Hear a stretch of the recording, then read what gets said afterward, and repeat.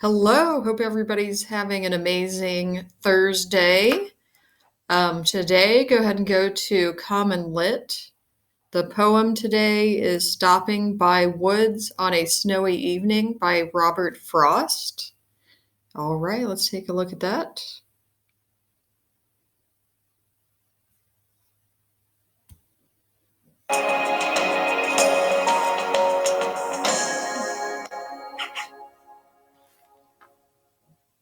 In Robert Frost's poem Stopping by Woods on a Snowy Evening, a solitary traveler stops in woods that are familiar to him. He knows he will not be observed because the owner of the property lives in the village. Although the setting is forbiddingly cold and dark, the speaker pauses to watch the snow fall. When his horse shakes its harness bells, the speaker imagines that the horse is questioning the stop. The only other sound is the sweep of easy wind and downy flake. He concludes wistfully that he can't remain in the dark woods, but must continue. And the final stanza of the four-stanza poem reads, "The woods are lovely, dark and deep, but I have promises to keep, and miles to go before I sleep, and miles to go before I sleep." Stopping by Woods on a Snowy Evening, published in the collection New Hampshire in 1923, is the poem that Frost believed would be my best bid for remembrance. And it's possible he was right.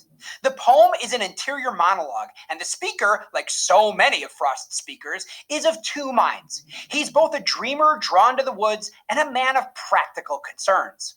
The poem, too, travels between the two positions with a snowfall that obscures the boundaries between the purposefulness of commerce and the city and the luxury of dreaming in the country. These boundaries arise in the opening lines and solidify in the poem's close.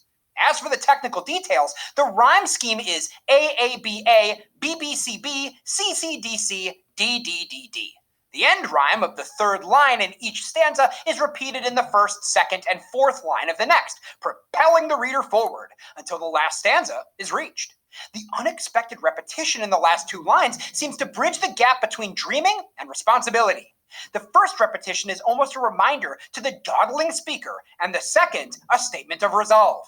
Readers can likely sense an energy in this repetition that the speaker will, in fact, shake off his dreaminess and move on.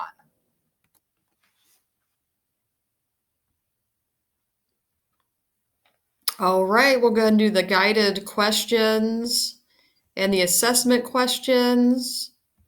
I'll create a separate document for the discussion questions.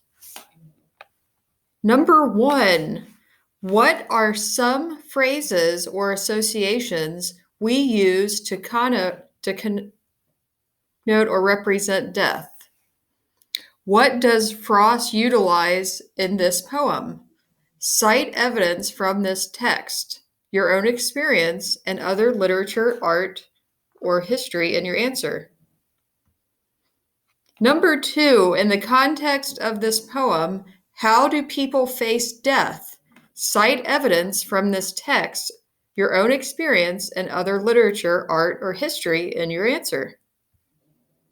How does the description of the snowy woods contribute to the mood of the poem? Do you associate different moods with different types of weather?